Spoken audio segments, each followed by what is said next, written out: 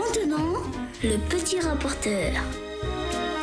Et c'est Johan Rock qui s'y colle. Ça va, Yo-Yo? Oui, et aujourd'hui fut encore une belle et grande émission. J'en profite du coup pour rappeler à la concurrence qui voudrait en copier la recette unique les fondamentaux, ne le dites pas, de la cour des grands. Alors d'abord, un lâcher-prise absolu qui frôle parfois l'inconscience. Mais parce que j'en ai rien à foutre.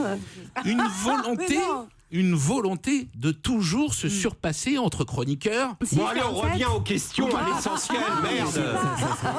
On est vulgaire.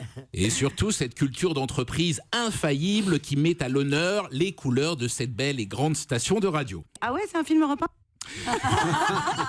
Aujourd'hui, parmi les moments forts de cette émission, bon, vu que Jean-Louis Debré est pas là, c'est Guy Carlier qui raconta une anecdote frein à main. Vous savez, c'est une anecdote, on l'arrête en plein milieu. Et pourquoi tu nous racontes ça?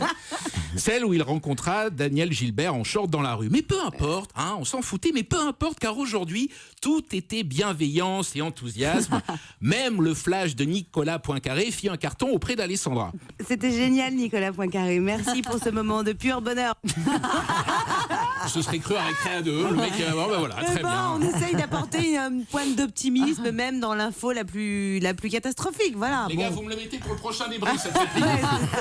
Mais le climax de l'émission, Alessandra, fut indéniablement l'arrivée surprise de Gaëtan le pompier, qui posa dans un calendrier. Alors, le gars était tout émoustillé à l'idée de rencontrer Alessandra et Julia. Bon, manque de bol, on l'a assis à côté de Guy Carlier. Bon. C'est vrai. Félicitons Julia, qui durant toute l'interview de Gaëtan le pompier sut garder ce qu'on appelle à Sciences Po la bonne distance, posant des questions à l'objectivité journalistique jamais démentie. Ça vous gêne ou pas qu'on bave comme ça devant ces photos?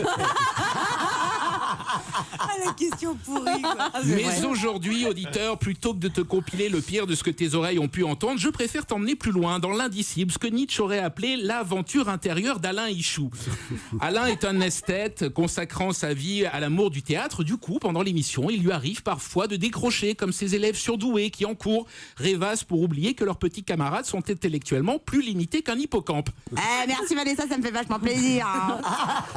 Aujourd'hui, par exemple, à ce moment précis de l'émission, Alain Ichou partit dans ses pensées. Alors, dans sa rêverie, Alain est tranquillement chez lui, en déshabillé de satin framboise. Quand on frappe à la porte, alors Ichou va ouvrir et la surprise sur le paillasson, c'est Sacha Guitry. Oh, Ichou il est un peu sur le cul quand même. Il se dit on est en 2016 et je suis sur mon palier et puis je suis en calbute devant Sacha Guitry. Enfin bon, c'est pas grave.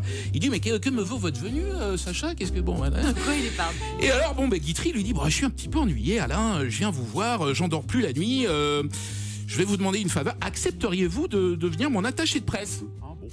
Ichou, pas étonné, en grand pro des relations publiques, lui répondit « Désolé mon grand, mais je dois d'abord m'occuper de la rentrée théâtrale de Titoff et Stéphane Plaza. Chacun son tour. » Voilà. À ce moment précis, Alain fut réveillé par le flash du smartphone de Julia Vignali qui était en train de shooter Gaëtan le pompier dans toutes les positions, même les plus dégueulasses. Allez, voilà, tout ça pour dire qu'aujourd'hui encore à l'antenne, comme dans la tête d'Alain Ichou, c'était une bien belle émission. Merci beaucoup, Johan Rock. Vous étiez notre petit rapporteur.